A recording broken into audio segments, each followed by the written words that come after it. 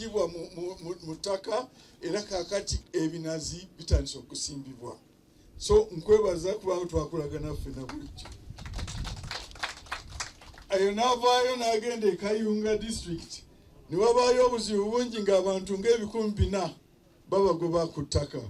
Ne ŋŋendayo nagenda okusanga Haji gwe nsanzeeyo. Ne tukwatagana ne tugenda ku ttaka liri twaleka abantu bazina nga bazzeeyo ku ttaka lyabwe. Kaakati nzize wano ekiboga nsanze Haji. Kati era nja kuva wano ng'abantu bazina nga bafunye ebyabwe. So tuula njagala okusooka nengeko emabega. Njagala okusooka mbannyonnyole na kino ekya inginiya Kaweesa nja kikoonako. Kyemba njagala kino nambi ekikyo kyengenda okusembyayo kubanga kye kisinga obusava. Katusooke tuwuute kwono supu wa asooka wano.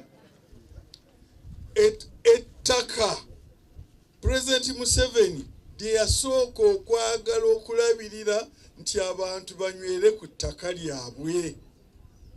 Era amateeka weegali. Waliwo ebbaluwa gye nina wano mu dokumenti zange nga yeewuunya nti lwaki mu Buganda ebbaluwa ebbaluwa yino wano President Museveni yagiwandikira eyali Minister wa Lands then yali Honorable Betty Kamya nga 29 July 2020. President n'amugamba nti waliwo ekinnumya omutwe mu Buganda nti illegal activities involving evicting people as if there are no laws protecting them. Mu Buganda waliwo ekinnumya omutwe.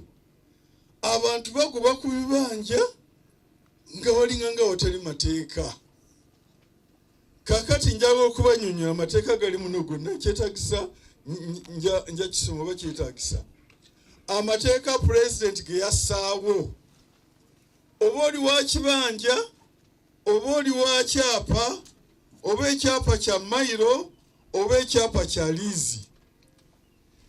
Mwenamwe oba ekibanja kyo kiri ku public land nga ku ya liizi oba ekibanja kyo kiri ku mayiro. Amateeka President Museveni ge yassaawo okulabirira nti mwena muli ntende ku ttaka lyammwe geegaluwa. Erisooka ye constitution eno. Constitution eno lyetteeka ekkulu mu Uganda bonna. Nkabasomere oluzungu mulumanyi nja bavuunuli abatalumanyi nja kuvuunula. Kagamba nti constitution eno kakano ke kasookera ddala eno n'ava eri n'agamba nti gwe w'ekibanja olina yiika 8 nkusazeeko 7 nkuwa ekyapa ekyayiika 3. President Museveni yagambye nti ebyo bubbi era tekijja kukola. Kakati n'agenda mu maaso n'agamba nti omuntu yenna agula ettaka kyokka ng'ettaka eryo liriko ab'ebibanja. Ab'ebibanja ne bagamba nti ffe tetutunda, oyo agula ettaka eryo aba aguze empewo. He buys more or less air if the kibanja holder is not persuaded to sell voluntarily. Aba aguze empewo. So tojja kujja eri ogambe nti nze ndi inginiya Kaweesa nafuna wano liizi mwabali kuno muveeko. Yafuna mpewo oba yasangako ab'ekibanja.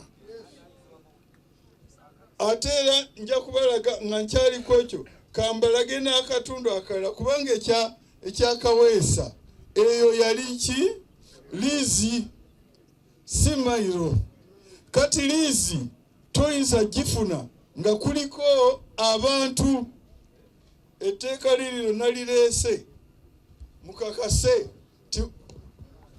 etteeka lirino 59 lino Land Act ligamba nti board, district land board kyerina okukola ekimu ku byo okukwata ettaka mu district n'erigabanya nga tekuli bantu. Na senga kubaako abantu ku ttaka ab'ebibanja, ettaka eryo district terina buyinza kuligaba. N'olwekyo eryo ettaka Kaweesa lye yafuna, district terina buyinza, it was not available. That ttaka lyokka liri available is the one which is not owned by any person or authority. Kati Kaweesa lye yafuna lyali already owned by Bibanja holders. Kakati bw'aba lifunye kiki ekidirira kikino wano 1A, where a board enters into or concludes any transaction eno nemalagawa omuntu lease nga kuliko abantu, etteeka lirugambye that transaction shall be void. Kikino wano ekyo kyonna kyakoze kiba kifu. Oyinza okuddira ekintu ekifu n'okitwala mu kooti. Kati Kaweesa kiki kye yatwala mu kooti? Etteeka lirino ligambye eyo transaction yali nfu.